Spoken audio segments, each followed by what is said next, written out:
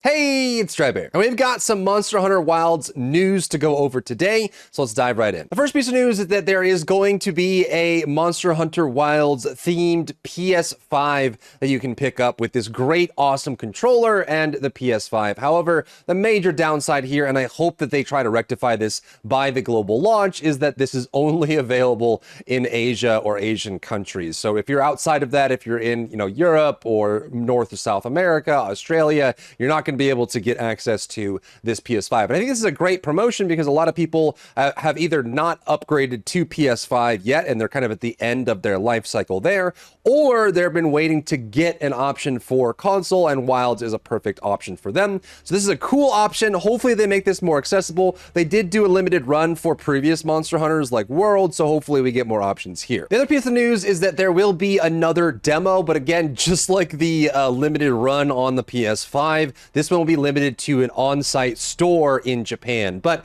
don't get too bummed out by that, because I know a lot of people are looking for another demo. I'm hoping that by the time we complete, towards the middle of December, we'll have already had a demo, or we'll be talking about a demo in like late December or January before the game goes live, because I'm sure they want to test out all the major changes they're making to the weapons, which we'll talk about in just a minute. But what's great about this on-site demo, which is happening in Japan, it's happening in just 2 or 3 days now, so the 23rd to the 24th, it will be available. They have confirmed that some of the content in this on-site demo will differ from the open beta test held just a couple weeks ago. So they will be adding in some new stuff into this demo, and hopefully there are people in the store that are using their phones and are streaming or taking video of it, so we can see what's going on there and get some, fresh updates on what's going on with the builds they're using, because this one's going to be a little bit newer than the one we saw for the open beta. They also confirmed they are working hard to make adjustments and improvements for the final version, and there are differences in various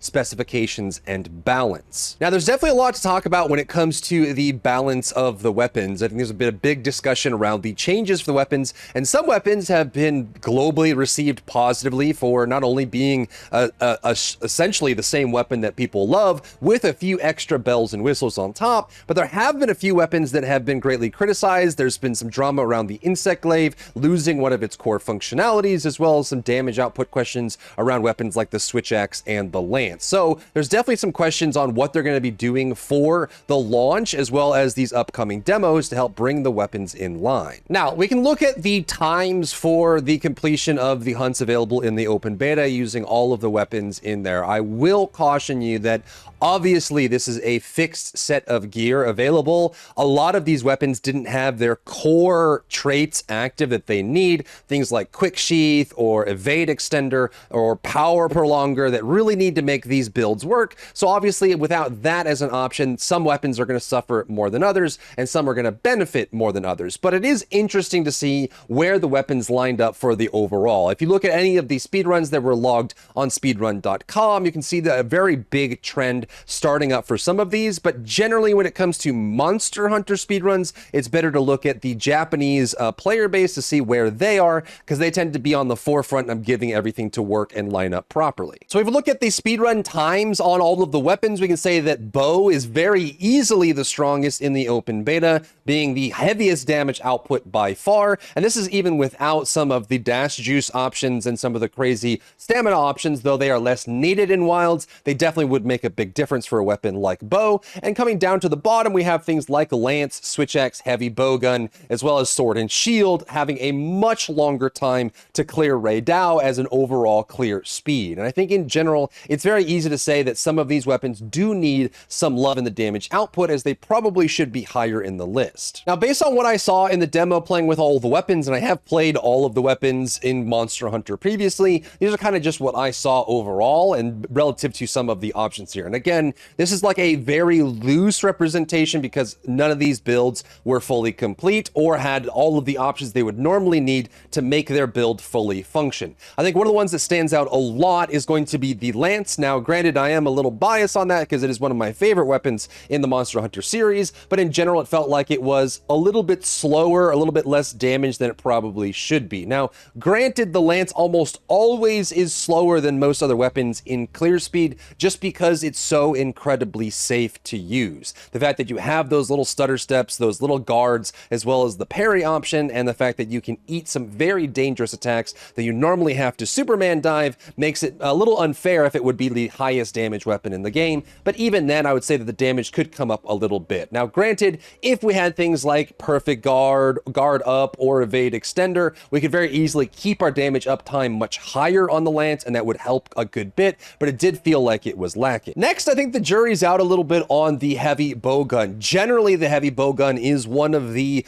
strongest, highest DPS weapons when you know the fight incredibly well, because you can position yourself properly and use the right options for the damage output. However, most of the times that I've seen from the open beta were not all that encouraging for the speed of the heavy bowgun. Now, that could be generally a preparedness thing. It's, you know, the heavy bowgun is not as ammo dependent as the light bowgun, for example, so not having the right ammo types, the right option is not going to be as impactful as the light bowgun, but it still felt like the heavy bowgun was a little under the mark. The next weapon is going to be the insect glaive, and I think this is not necessarily a damage output question. It felt like the insect glaive was incredibly powerful and was still performing just above average, like in the middle of the pack area where insect glaive normally sits for damage output and clear speed. And I think if you know really well how to use the new upward cyclone attack, as well as the new kind of slightly altered infinite combo with Tornado Slash, you can get excellent damage out of it, but there's a question on whether they want to address the concerns on Insect Glaive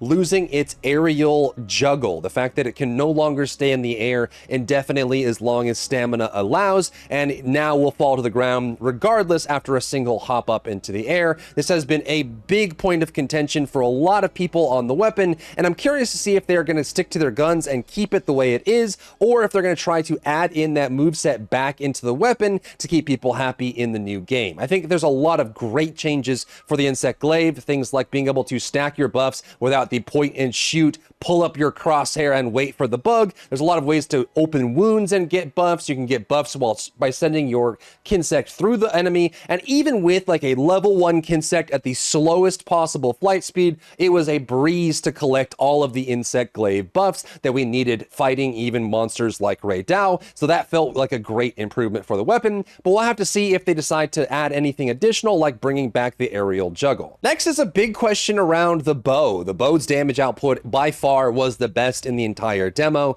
The DPS, even for people that were moderate bow users, was exceptional in a lot of ways, and the big question is, what are they going to do to try and adjust the bow? I think obviously the Mystic Archer kind of ability, as well as the Focus Fire Easy Shot from that, was a contributing factor for low to medium experienced bow users, but I would say most of the high top tier bow users that you can watch playing Monster Hunter games don't really need the perfect accuracy of the focus strike from the bow in Monster Hunter Wilds. I think it just comes down to more of a numbers thing if it's just doing too much, especially with not a large availability of the right options of your traits, as well as not even having like things like stamina recovery, dash juice, things like that can make it even more powerful with higher uptime. I think it's probably just a case of maybe it just needs a slight nerf down in the total damage output, more of a stats thing, but let me know what you think about the state of the bow from the beta. Another weapon to talk about is the Switch Axe, which actually usually sits about just above middle of pack, kind of where Insect Glaive is, potentially even higher depending on which Monster Hunter you're talking about. Like for example, in Rise, the elemental damage as well as the counter and parry that was added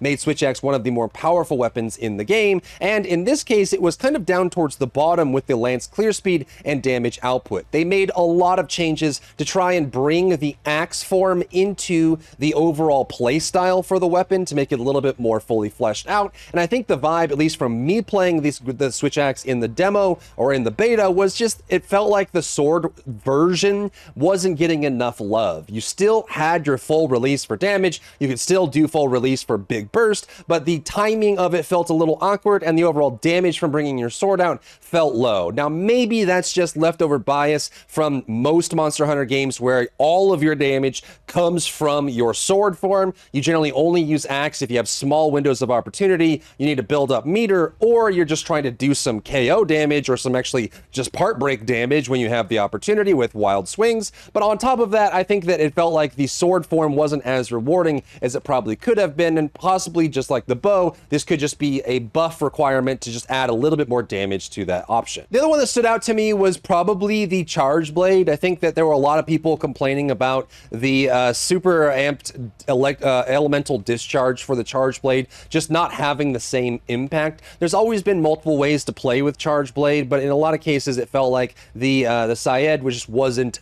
as impactful as it probably could have been, and I probably would like to see more changes to that effect. Lastly, they did do a survey from 2 weeks ago with the open beta, and a lot of people responded to it. They had a great reception, they mentioned, and they said that they're working on making balance changes right now, both for this demo that they're doing on site in Japan, as well as potentially release and anything that might come before it with another online demo that we're hoping for. And with that, they said they will be releasing the results of the survey as well as the changes they're planning to make to the game. So stay tuned for that to see what they actually end up making with the game. But let me know what you think about Wilds, how you feel about some of these region limited options with the PS5 and the on-site demo in Japan only, and hopefully whether or not we're going to get an online beta as a second option after the last. If you found value in today's video, leave a like down below, leave a comment for the algorithm to help this video get seen by more people, and don't forget to check out my other channels for other content and other stuff and other things.